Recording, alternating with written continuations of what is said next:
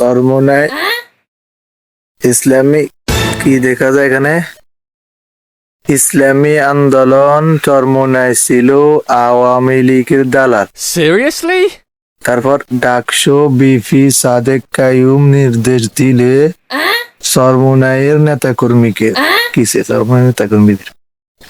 চরমোনাইয়ের নেতাকর্মীদেরকে দেশ থেকে বের করে দিতে কি আমাদেরকে দেশ থেকে বের করে দিবে। আচ্ছা, তারপর দেশ থেকে বের করে দিতে মাত্র 7 মিনিট লাগবে।